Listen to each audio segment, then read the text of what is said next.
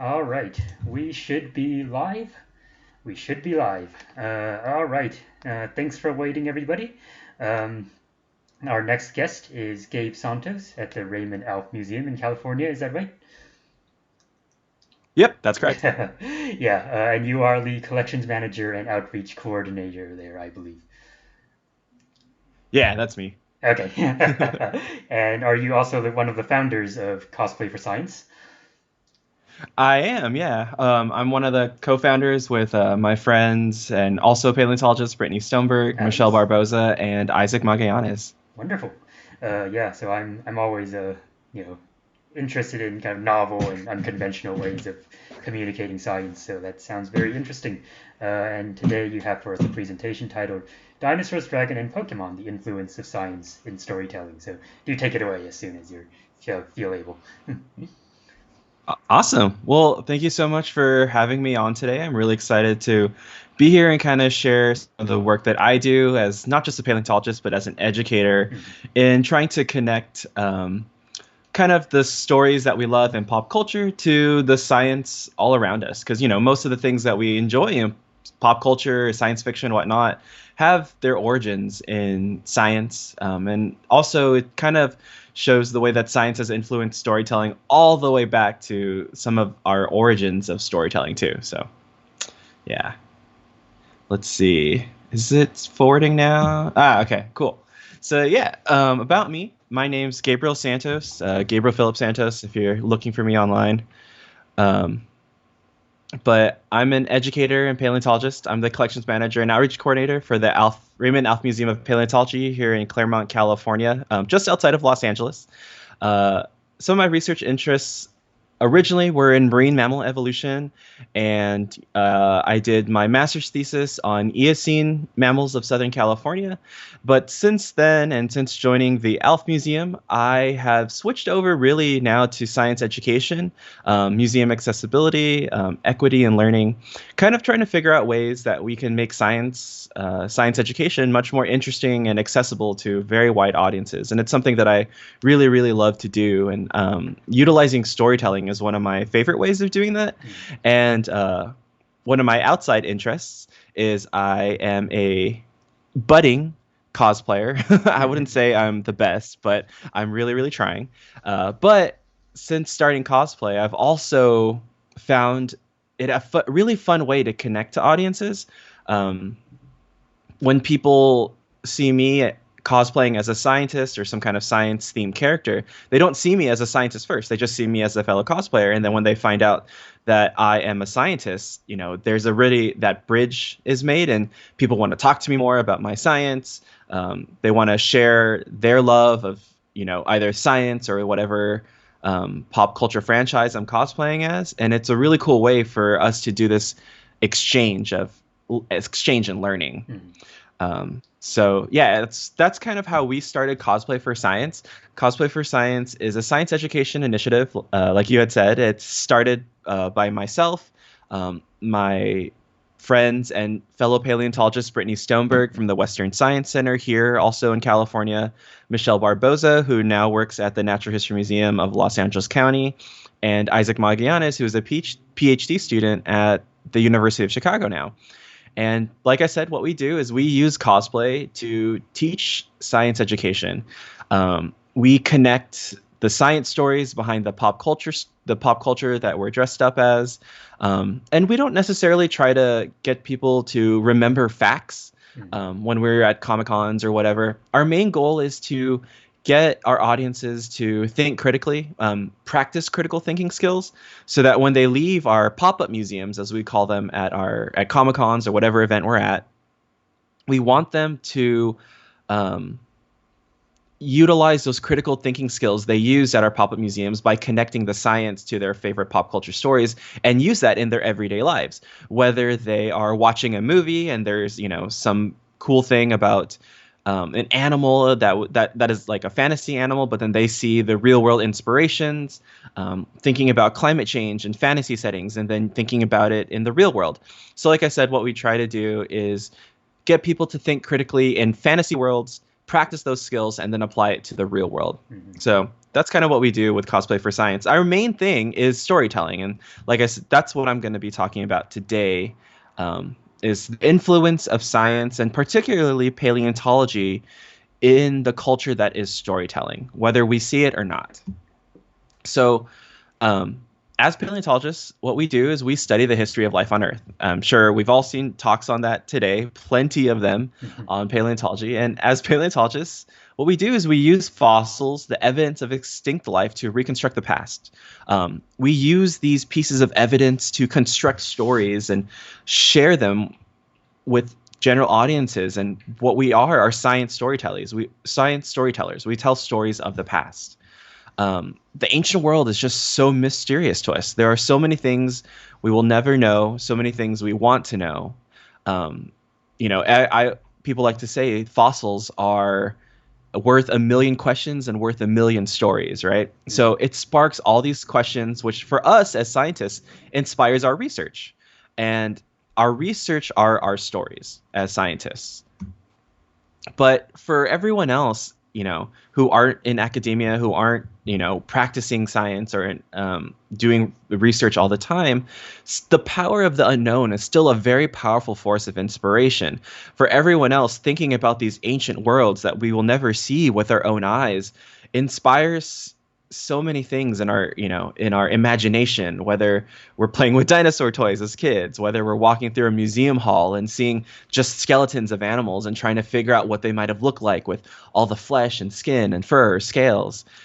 There's so many things about the unknown past that just creates these inherent questions in everybody, whether you are practicing as a scientist or not.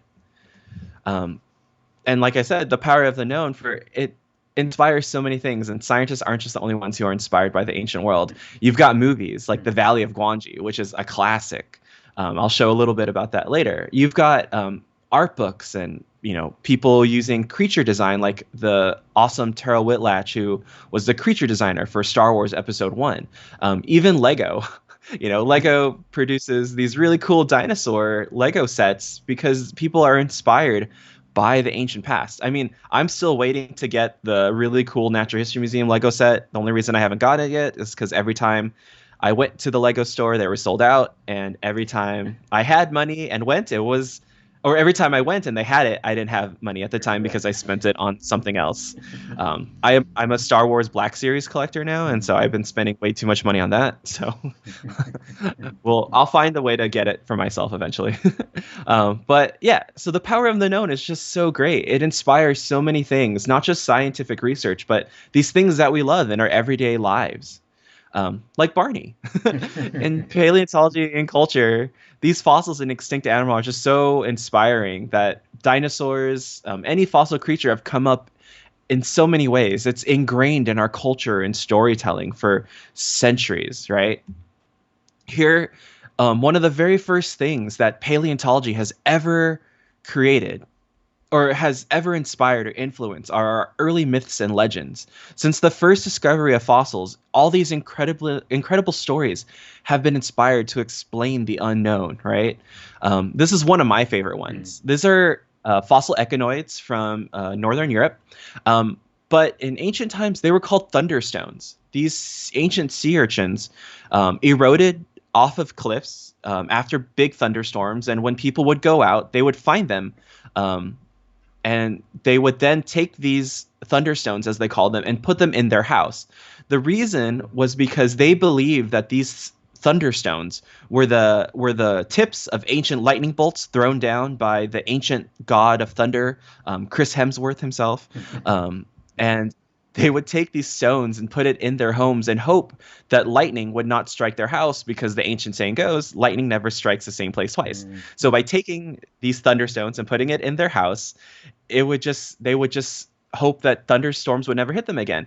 And these were their first explanations for fossils eroding out of cliff sides, right? So natural processes would happen, the fossils would erode, but these ancient people would find them and create these stories to explain why they found them after thunderstorms. So here is the one of the earliest examples of science storytelling. It may not be the same as we use science storytelling today because we have much more evidence, but they were doing the same thing. They were using fossils.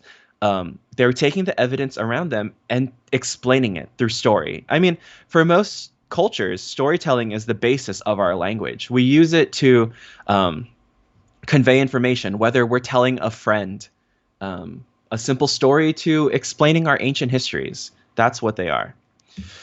So here we have the giant mammoths and mastodons. Mm-hmm. Some people say that these ancient legends were inspired by that the ancient cyclops and giants were inspired by ancient Greeks or ancient peoples finding the fossilized skeletons of mammoths and mastodons. They saw the giant skull with the hole in the middle, now which we know is for the nasal passages for their trunks. But back in the day, some people are suggesting that they thought those were the eye sockets for cyclops and giants. And so that, again, is using the fossil evidence and creating stories to explain fossils. And dragons, right? The legends of these mighty and fearsome reptiles that are found all over the world. Legends of dragons appear almost simultaneously and in different unconnected cultures. Some people suggest that these legends of these ancient dragons were created because people found fossilized dinosaurs as they were, creating ancient cities. There are some other scholars who are suggesting that's not necessarily true. But again, these are just examples of stories helping to explain things that we don't necessarily know about. Here are two examples of dragons. You've got I think that this is a wyvern from ancient Europe and more of the Chinese style dragons. Two different unconnected cultures coming up with legends of why they're finding giant reptiles in the ground. Pretty cool. But fast forwarding today, as we change from the very first science storytelling where people are just taking whatever evidence they can find and creating the stories to explain it, we're moving forward into modern times where over the centuries, fossils have continued to inspire stories of fantasy and science. But things have changed because now we can include what we do know about paleontology with actual science and combine them to create much more, not necessarily accurate stories, but a little bit more grounded in science. And these have become our new myths and legends, basically. As you can see in the background, I have the Land Before Time, which is probably one of my earliest experiences with paleontology, one of my very first experiences with science-inspired storytelling. I still choke up whenever I see the scene when Littlefoot's mom is dying right there. And sorry for spoilers, but also it's been 20 years now? So sorry about that. But yeah, Land Before Time is one of my earliest experiences with science-inspired storytelling. What's really cool is, all these animations and all, everything we love today, whether it's like anime or any kind of cartoon, a lot of this we can thank because of dinosaurs, right? One of the very first key-framed animations ever created was of a dinosaur. This was created by Winsor McCay, who was, a famous animator. And he wanted to create something new. He wanted to animate something that people had never seen. And so he was inspired by sauropod dinosaurs to create one of the very first key-framed animations. And I'm going to see if this will work. Hold on. All right. Hopefully this animation is playing for everybody. Yeah, I see it. Okay, cool. So basically, this is Gertie the dinosaur. Gertie is, like I said, the first keyframe animation, and it is of a dinosaur. And Winsor McCay animated because he had no idea what they look like. So he tried to imagine what a dinosaur might move and act like. And that first keyframe animation helped to inspire, all the amazing kinds of things we love today. If you love, Avatar: The Last Airbender, if you love Naruto, if you loved She-Ra, we can thank Gertie the dinosaur and, by kind of like that strange connection, paleontology and science for all those animations we love today because Winsor McCay helped create that very first keyframed animation, and it just spawned that whole field of animation. Even if you are a huge Disney fan, it's thanks to Gertie. Now, moving forward, we go into the realm of more live action movies, right? That's where the Valley of Gwangi comes in. The most famous and esteemed effects master, Ray Harryhausen, created one of the most iconic practical effects. And that's because they wanted to create dinosaurs, extinct animals that nobody had ever seen. And thanks to Ray Harryhausen and these amazing special effects that he created of moving dinosaurs, we can have the whole history of special effects today. So Star Wars, all the way to CGI with things like, that great. Well, I think it's great. The Disney dinosaur movie with Aladar. I have good memories of that. We can thank all of that to Ray Harryhausen, and I'm gonna see if this will play too. So this is the stop motion animation that Ray Harryhausen created with Styracosaurus and Tyrannosaur. Obviously very outdated models, but at the time they had the evidence to create those. And that those early practical effects inspired those audiences back in the day to think about dinosaurs and inspire hopefully some other early paleontologists' love of these. So like I said, the Valley of Gwangi went on to revolutionize and led to the development of the many techniques that we still use today.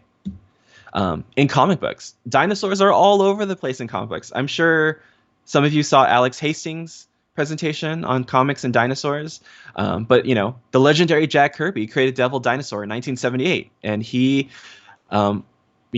is in a world where primitive humans and dinosaurs coexist. It's not scientifically accurate, but it is still something inspired by this ancient world that we cannot see. And again, this is another example of how paleontology or science in general just inspires this world around us and influences the world of storytelling.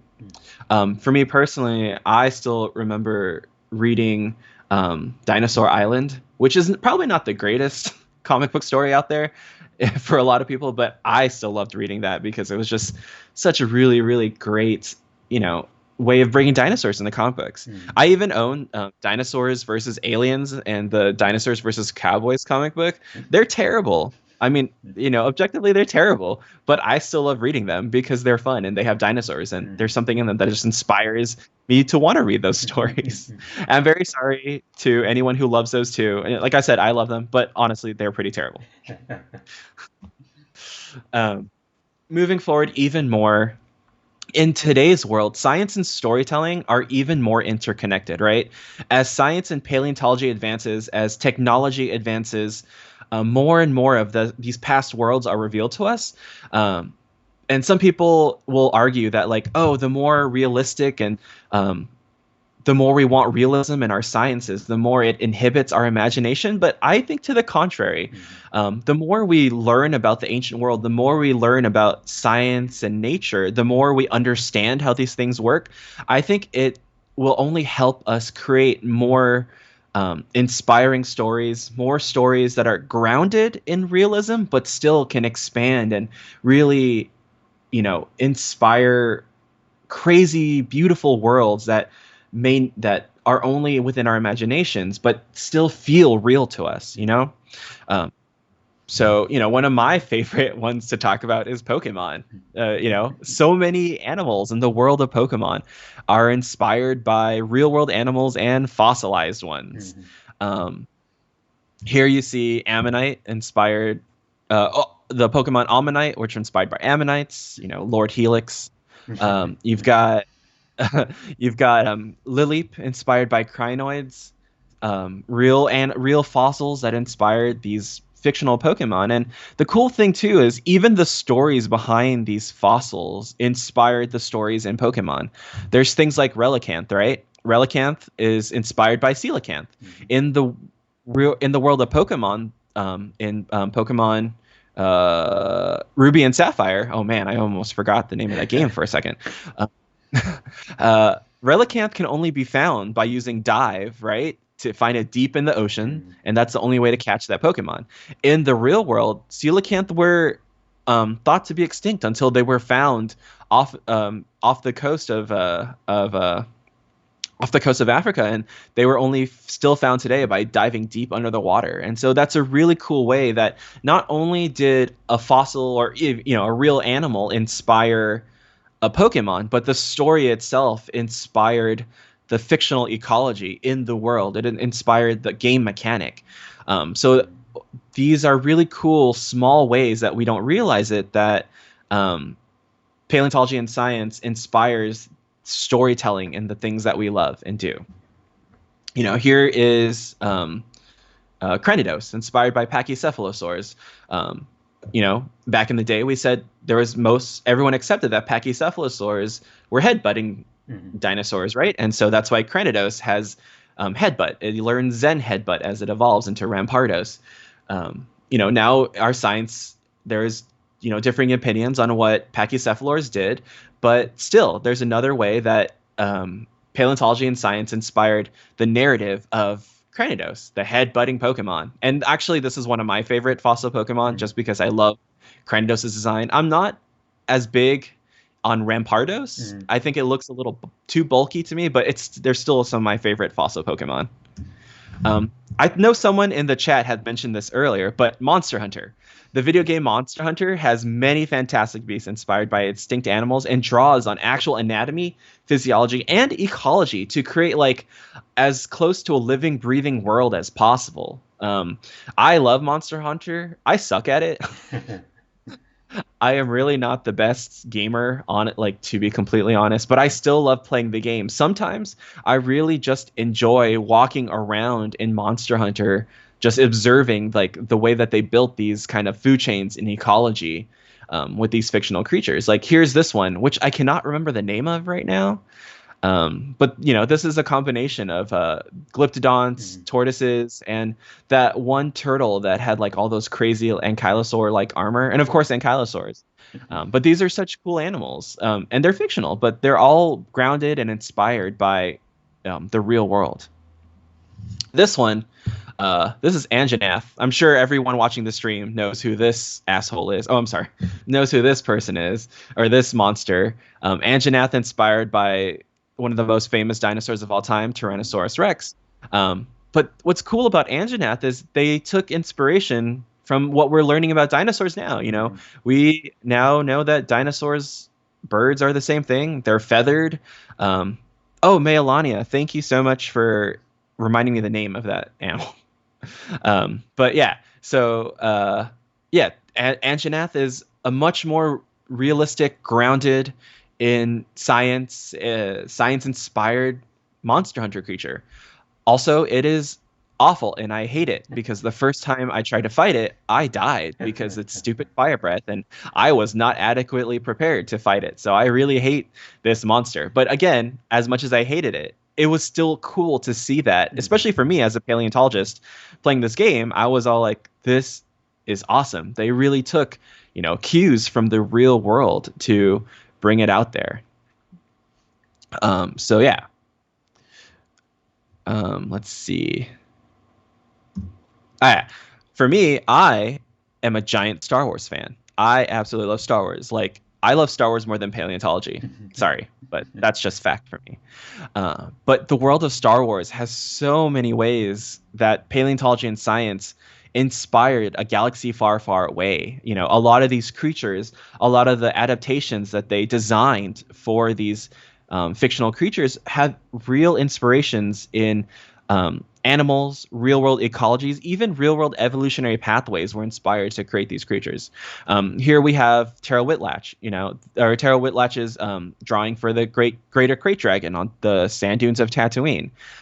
Obvious inspirations from reptiles, lizards, dinosaurs, so many cool things in there.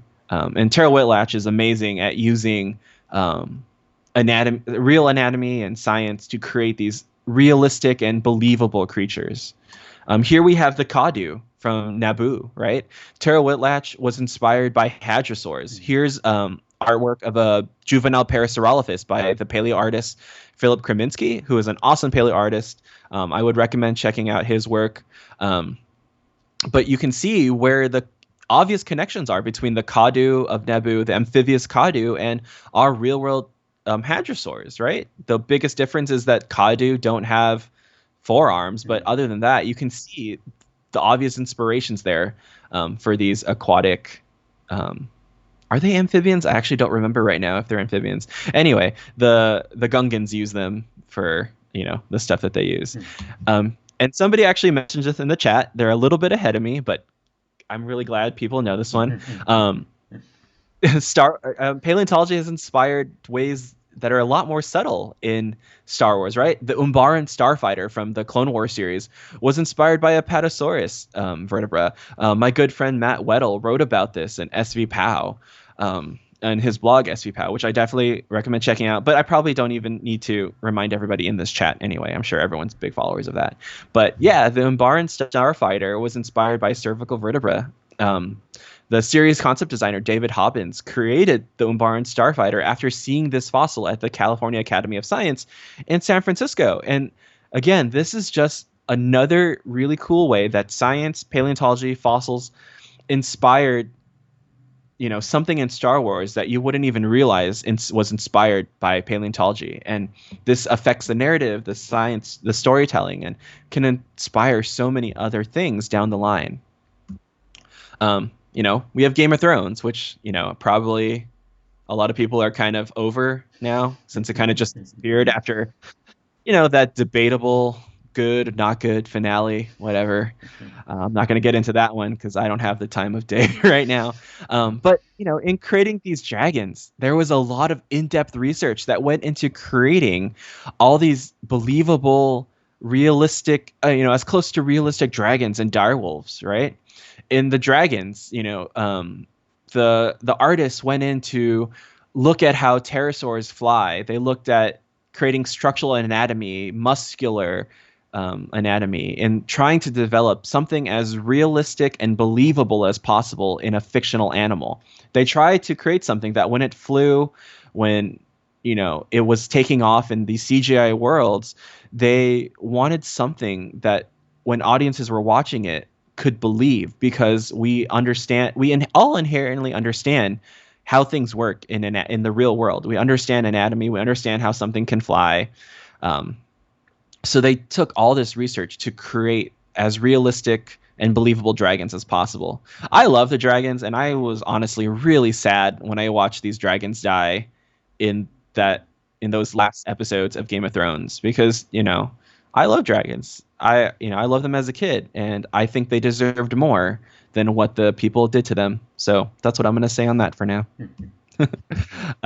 Of course, the direwolves, of course, they're much bigger than the real direwolves we have today. But even there is not so subtle, a pretty obvious inspiration from the real world. We have direwolves. We've got fossils. I'm from Los Angeles.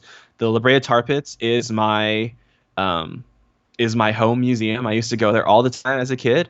And, seeing the direwolves brought to life in Game of Thrones was just so cool. And for a lot of people who may not be paleontology enthusiasts, they hear something like direwolves, they look it up on, the Game of Thrones Wikipedia, learn that direwolves were created, or not created, but inspired by real world animals.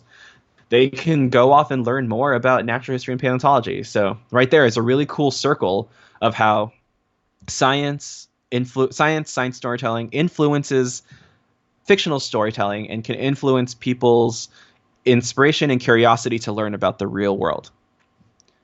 But of course, I can't talk about science storytelling and paleontology without talking about the greatest of them all, in my opinion, at least, Jurassic Park, right?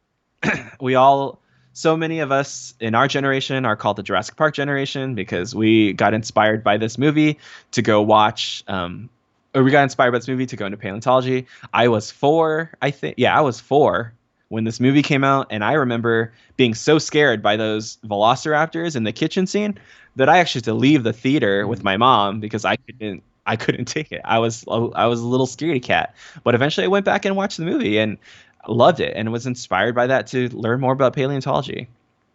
The Tyrannosaur, right? Steven Spielberg, Stan Winston Studios wanted one of the most realistic and believable dinosaurs they could create.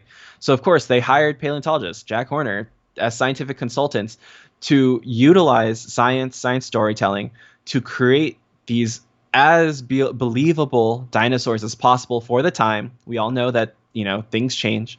But then, again, our science affected and influenced the science storytelling, the fictional storytelling, again, influencing people's inspirations to learn about the ancient world. So again, here's that full circle of science storytelling inspiring people's love of the natural world.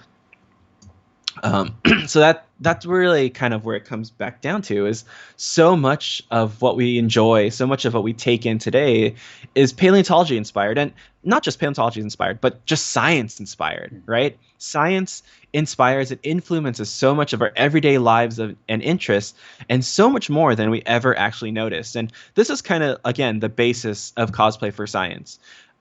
Getting our audiences to see, recognize, and think about the science in their everyday lives and interests, think about it critically, and then apply those skills that they learn in the fictional world to the real world. And, where that is very important, because critical thinking can influence very important decisions.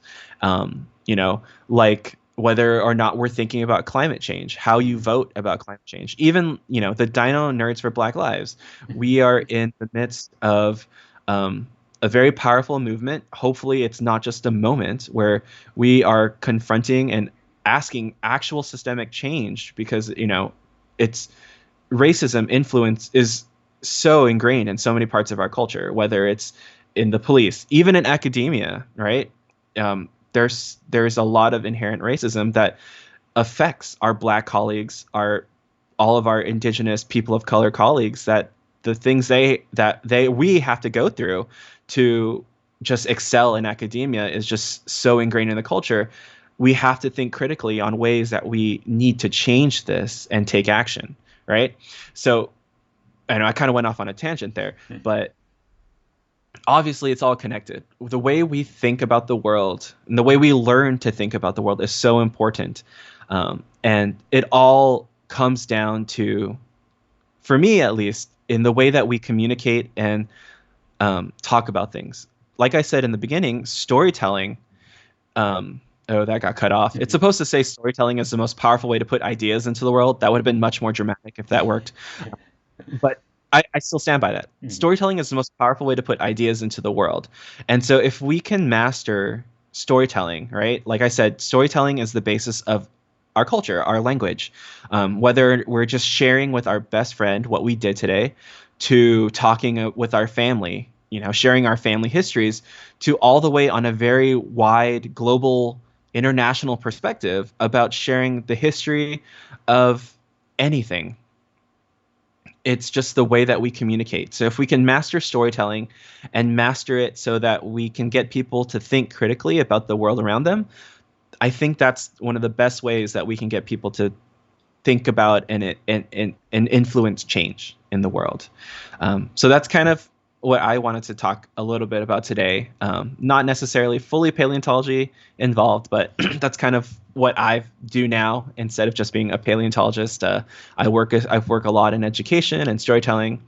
So yeah, just really want to make sure people can think about what they see and take in the world and use it to think critically about everything around them. So yeah. Thank you all so much for letting me kind of ramble a little bit at the end there. If you want to learn more about my work, you can follow me on @PaleoParadox. I'm on Instagram and Twitter. And if you'd like to learn more about Cosplay for Science, you can find us on our website, cosplayforscience.com, or on our Instagram, Cosplay for Science. And we have a Twitter. Just replace the FOR with the 4, because I didn't think that there was a limit in numbers, and I did the Twitter after I made the Instagram. So yeah, that kind of ends what I'm talking about today. Let's see if I can get my to work now, and I'm happy to answer any questions if anybody has anything. Sounds good. That was an excellent talk. Thank you so much.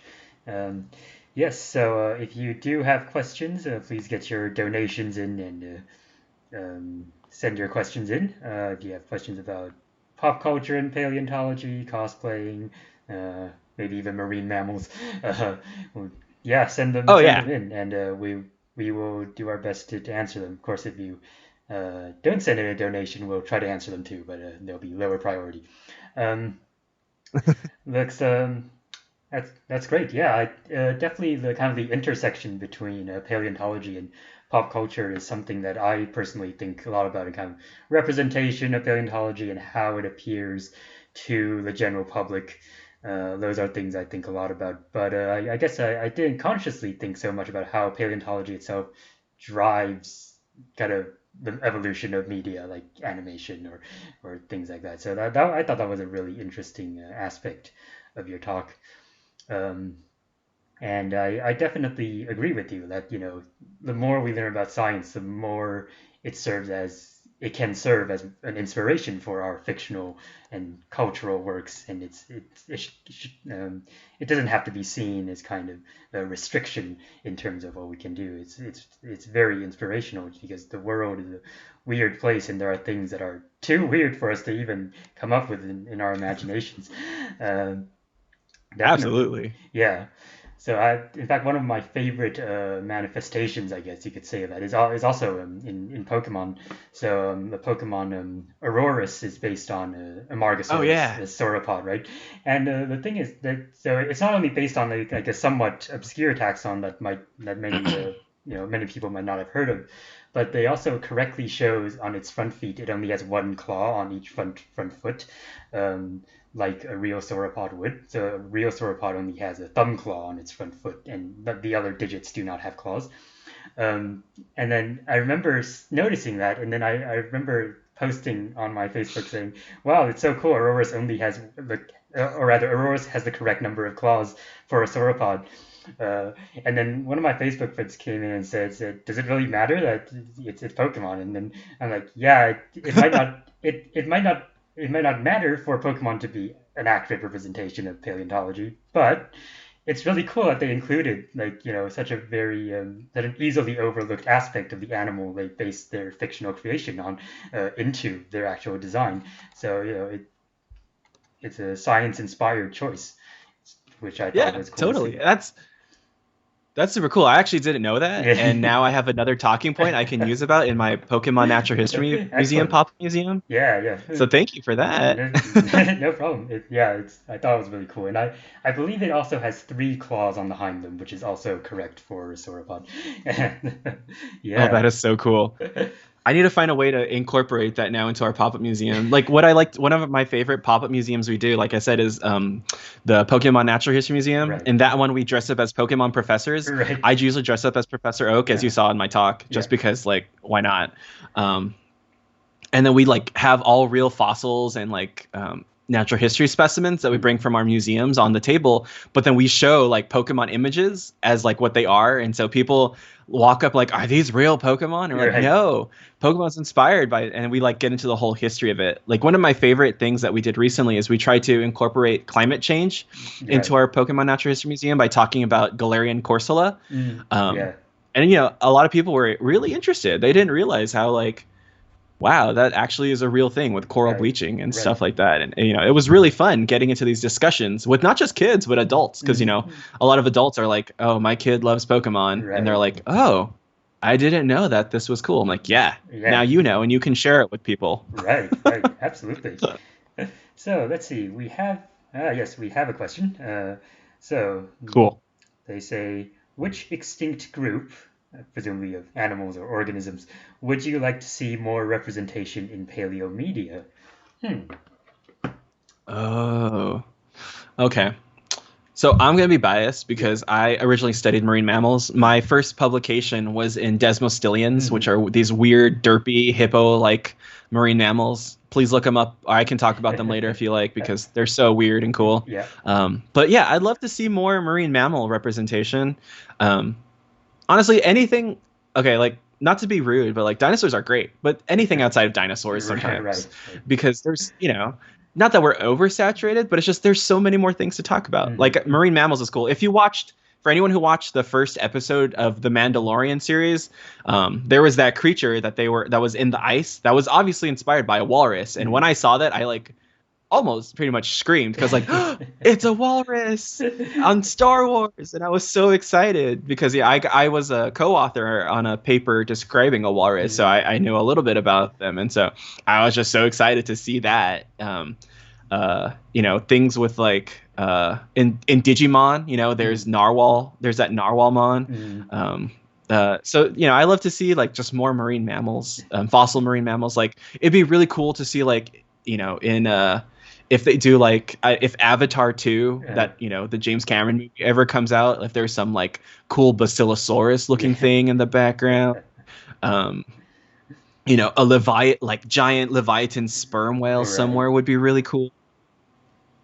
So yeah, probably marine mammals. Yeah, the excellent choice, I would say. Yeah, there's definitely a lot of weirdness among marine mammals that we, uh, yeah, desmostallions, all kinds of weird whales and seals, manatees too. Yeah, definitely. Oh yeah, space manatees. That would be really cool. Yeah, they would actually. Yeah. Excellent. Let's see. So I haven't received any further questions, but yeah, we can continue discussing this. Um, I guess, yeah, you mentioned Cranidos is one of your favorite fossil Pokemon. Is it the favorite? It's not my favorite Pokemon overall, but it Yeah, is my favorite probably fossil right. Pokemon. Just because I had a love for like Pachycephalosaur when I was a kid. Mm, It's not my favorite dinosaur. right. Parasaurolophus is my favorite dinosaur, Good so choice. I'd love to see a Parasaurolophus Pokemon. Mm, But Cranidos was just cool, and I think when that generation came out with Cranidos, I tried so hard to get that fossil and have it on my team, and I brought it all the way to the Pokemon League, and mm. I tried my best to EV train it. I suck at that still, but I tried. Um, so it's just a really cool Pokemon. My Right. favorite Pokemon of all time is still kind of paleo inspired. It's Charmander. Ah, yeah. Um, yeah. So when Pokemon came out, I was 10, Right. right? Which is the right age that Pokemon trainers Hmm. go on their journey. And so Yes.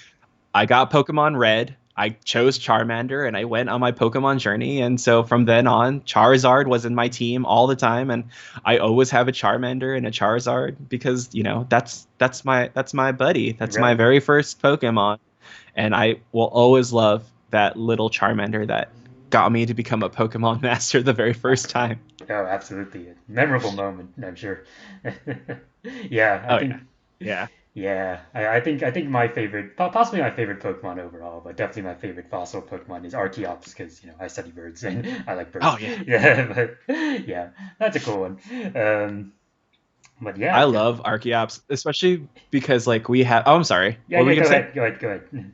Oh, Archeops is cool because we have a replica of Archaeopteryx that Oh we can yeah, bring with us to our pop-up museums. right. So I can have it out on display and have. I also bring like that silly little amber that we have. Oh right, And so like we can have, yeah, we have it. I mean, it's not just sorry, it's a feather in amber that we oh have. yeah, So I can bring that with us, and right. I can be all like, look, this is Archeops, right? And then explain like the whole history, the evolutionary history of feathers and Mhm. dinosaurs and their relationship to modern avians. Right. And so it's a really fun thing that I love to do. I also love to like for people who don't know that dinosaur birds are dinosaurs yet, Mhm. I love to like shock them with that. And then they're Yeah. like, do you like chicken nuggets? And they're like, yeah. And I'm like, well, you like eating dinosaur. And they're like, no way. That's cool. Let's see. I guess, what are some interesting, and you can interpret that in any way you want, interesting reactions you've had to your little exhibits and cosplaying and similar outreach activities? Most of our interactions are very positive and Mhm. great. Yeah, Like a lot of people leave away saying like, I didn't know that. I'm right. glad I learned that. And for me as an educator, that's like the most important thing, right? Is Absolutely, like yeah. someone leaves with new knowledge. Those are probably our general interactions and they're all great. But I Mhm. think some of my favorite interactions are kind of the funnier ones Yeah. where um like we had there was like a parent one time who for some reason there was like the disconnect that we were talking about real animals and how they Uh, inspired the fictional ones. right. And so they were just like, these are real? Like Pokemon are real? I'm like, no, no, no, no, no, no, no, no. Hold on. Let's step back. And then the kid is like, no, listen. I was like, it's okay. Let's try this. Um, I think probably my most favorite interaction is not necessarily science Hmm. related. Yeah. I was doing a pop up museum. It wasn't even a cosplay pop up museum. We were doing a pop up museum at the Dino Fest at the Natural History Museum of LA. And we were showing dinosaurs. And I was just there as, one of the paleontologists for the Alf Museum. And um, this little kid came up and was talking to me and was just so excited. And I was answering all of his questions Right. and he left and I was just like, that was fun, what a Hmm. cute kid. Yeah. And he came back with his Oh. mom and then he looked up at me and he was all like, are you Filipino? I was like, yeah, I'm Filipino. And he was like, oh, I never met a Filipino scientist. And I was about Oh. to cry in that moment. Right. And I looked at my boss, Andy Farkey, and he's like, if you need a Right. cry, that's okay. I was like, Thank you. And so that was probably my favorite interaction because, we Yeah. said it earlier. It's not just about science. Representation is an Yeah. important part of the things that we do. Yeah. As one of the few Filipino paleontologists out there, whenever I can talk to someone and connect that way, it's just so important and really great. And like, again, I would almost cry. No, I actually cried. Right. I'm not gonna hide that. Yeah, that's a fantastic story. We have received another question. What is Oh, your cool. number one? I'm assuming that's what it says. Number one favorite paleo-inspired creature design. Oh, Yeah. okay. Uh, my number one favorite paleo-inspired creature design. Thinking about like all the different things that I love, but like in Star Wars for sure. Yeah. Um, like I just have really good memories of like the crate dragon for some reason, just because it's in the Star Wars lore, it's just so cool and rare. But just the idea of this giant dragon type animal walking the sand dunes that is very much like a mix of a sauropod and something like that. And the reason I say I'm getting back to it is because in episode 4, right, when R2D2 and C3PO are walking through Tatooine, there's that crate dragon skeleton right there, which is of a sauropod. How old was I? I don't remember. Little Gabe was just like, "What is that? That is so cool!" And just remembering all of that is probably one of my favorite memories with Star Wars, maybe, other than like the big reveal of Darth Vader being Luke's dad. Right. But yeah, that's probably one of my favorite things I can remember in terms of paleontology inspired beasties out there. So yeah, that's probably one of the things that comes to mind first. Very cool. Yeah, excellent choice. Let's see. I guess we have around 5 minutes before I have to stop streaming. So if anyone has any other questions, please send them in. Let's see. Other than that, I guess I'm sure there's plenty we can talk about in terms of like paleo fiction and the interaction between fiction and science. Oh, definitely. Yeah. Every time a new Star Wars movie comes out, I usually I'll find something, or like some new Star Wars thing, and I'll like find something in there that I'm like, I write down. I'm like, oh, I need to add this to the pop-up museum or whatever. Our Star Wars pop-up museum is my favorite. Yeah. Obviously, pop-up museum we do. We call it the Galactic Archive, and in the narrative of the pop-up museum, we are Jedi archivists of the Jedi library, and we're bringing like our little movable thing, and we show real animals and fossils, but we have the Star Wars creature next to them, and we talk about them both in the fictional world of a galaxy far, far away and how the real world inspired them. So we talk about things like the Tauntauns and how Tauntauns were inspired a little bit by like some form of bighorn sheep, like with their wide noses for cold adaptations, kind of like the Saiga. What was it like? Like that, like the bantha. They come from inspiration of bighorn sheep and elephants, mastodons, and things like that. And so there was just so many cool things that I love to do and talk about in Star Wars. Plus, it's the time that I get to dress up as a Jedi, wield my lightsaber around, and I get to talk about paleontology while wielding a lightsaber. So it probably fulfills every single dream I've ever had in my life. Yeah, that sounds absolutely fantastic. Are there any characters you wanted to cosplay as that you haven't done yet? Oh yeah. These are my two big ones right now. My first one that I've always really wanted to do, I just need to like figure out how to do 3D printing better, is Kaden Alenko from Mass Effect. I really, really want to cosplay as Kaden Alenko, be a Spectre, pretend I have biotics and stuff.